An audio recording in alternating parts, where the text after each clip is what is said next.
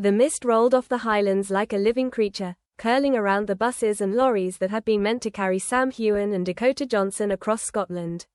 For weeks, fans had waited, tickets clutched like passports to a dream, an unprecedented joint tour of readings, screenings and intimate queue as with the two stars. It was billed as a journey through storytelling. And then, overnight, it was gone.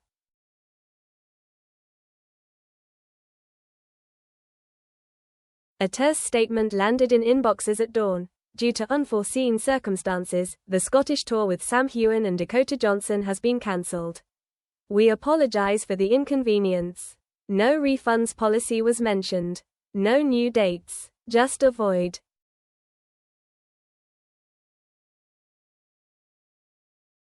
In Edinburgh, a queue of fans that had camped out at the Playhouse since midnight slowly dispersed under a grey drizzle.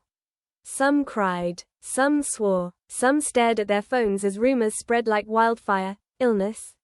Feud? Secret project? Nobody knew.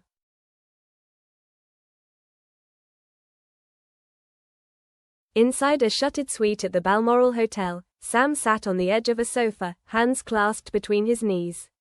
Across from him, Dakota leaned against the window, her hair a messy halo, eyes fixed on the castle in the distance. Between them lay a folder full of papers that none of the press had yet seen, the real reason everything had come apart.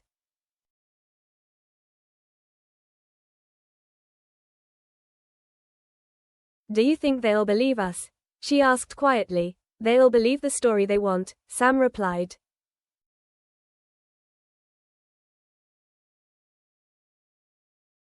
It had begun innocently enough. During a charity gala in London, Sam and Dakota had been seated at the same table. He had just finished filming the latest season of his hit series. She had wrapped an indie film in Iceland. Over champagne and candlelight, they had spoken about Scotland, about books, about how fans often wanted to see beyond the screen. By the end of the night, they had sketched out an idea, a traveling show of conversations, readings, and behind-the-scenes glimpses, moving from Inverness to Glasgow, a celebration of stories and of the Highlands themselves.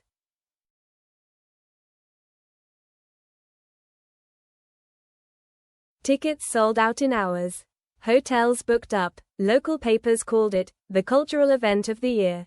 For Sam, it was a chance to bring the world to his homeland.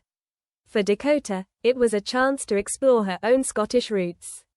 For both, it felt like a new chapter.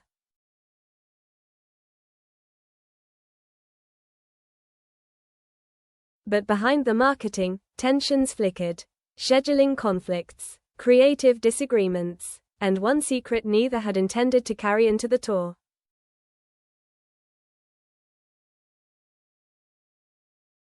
On the third day of rehearsals in Glasgow, Dakota found Sam alone on stage, staring at a prop map of the Highlands.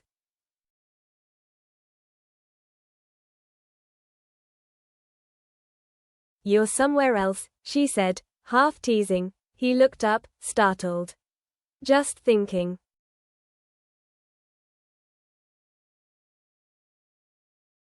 About the script, ideographic period, about everything, he murmured. Their producer, a sharp-eyed woman named Moira, noticed too. "We need you two aligned," she told them. "This tour is built on your chemistry. If you're not in sync, it won't work."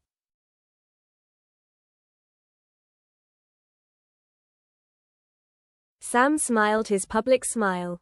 Dakota nodded her public nod. But as the days passed, the smiles grew strained.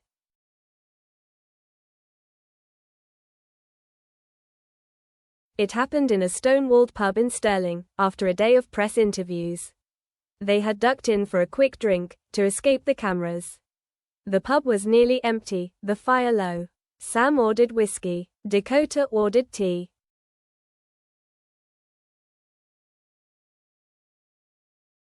"Do you want to tell me what's going on?" she asked, voice low. Sam stared into his glass. "I thought I could do this. I thought we could do this."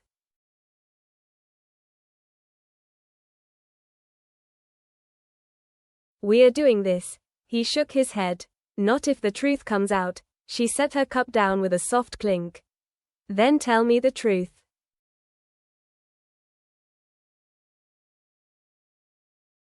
Sam hesitated. Outside, rain spattered the windows. Inside, the silence felt like a fuse burning down.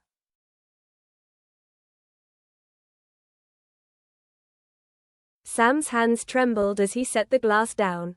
The whiskey barely touched his lips. His blue eyes, usually steady under 1,000 cameras, flickered like a candle.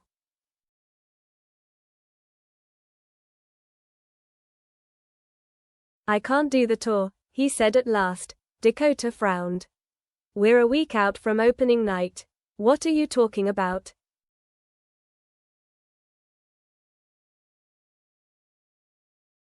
He stared at the fire. "There's something I didn't tell you. Something that's going to come out anyway."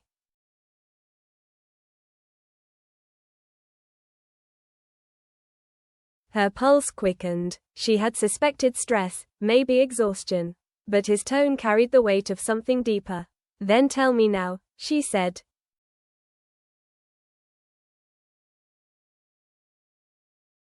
He hesitated, fingers tightening around the edge of the table. "Moira thinks we can bury it. Spin a story about unforeseen circumstances. But once it breaks, it'll destroy the tour. It might destroy me."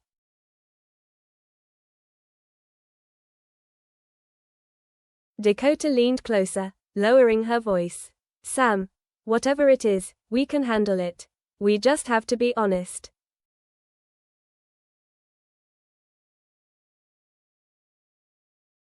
He met her gaze. "Not with this."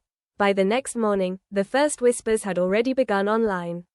A Glasgow blogger posted an anonymous tip: "Problems behind the scenes of the Sam Heughan, Dakota Johnson tour.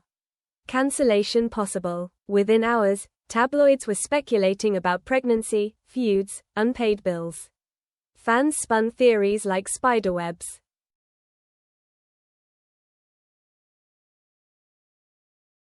Inside the Balmoral, the mood was grim. Moira paced the suite like a general losing a war. "We can't keep the press at bay forever," she snapped. "If you two want to salvage your reputations, you have to control the narrative."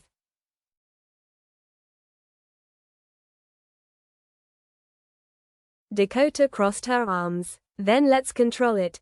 Sam said nothing. He had barely slept. He had rehearsed what he would tell Dakota, but every time he opened his mouth, fear sealed it shut.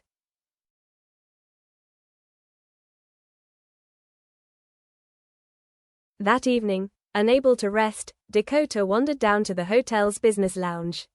She wanted tea, but instead she found a folder left open on a desk, Sam's folder. Inside were contracts, emails, and a single letter with a government crest at the top. Her stomach dropped as she read the first lines.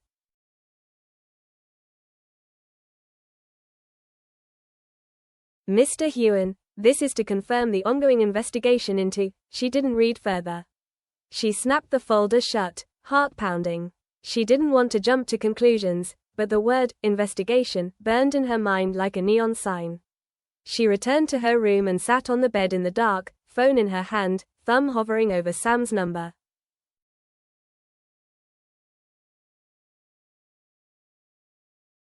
At dawn, Sam knocked on her door. He looked older than he had the night before, shoulders slumped as if he'd been carrying a mountain.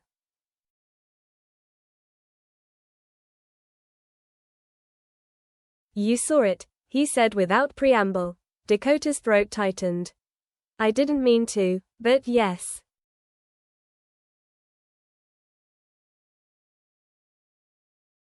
He exhaled, a long, ragged sound. "It's not what it looks like. Ideographic period, then tell me what it is."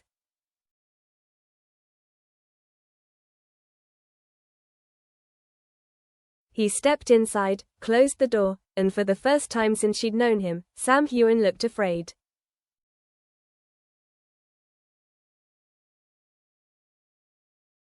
"I wasn't running from this tour," he said quietly. "I was running from my past."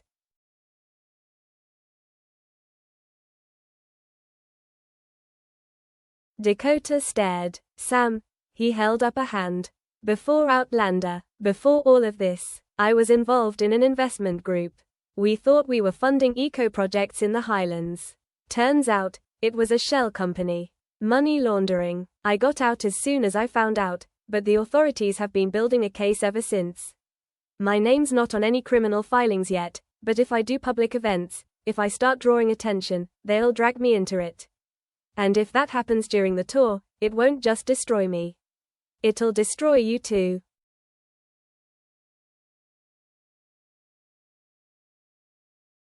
Dakota sank into a chair. The room spun. You're saying, this whole thing, I tried to protect you, Sam said. But the press is already sniffing. One photo, one leak, and we're headline fodder. The tour would become a circus.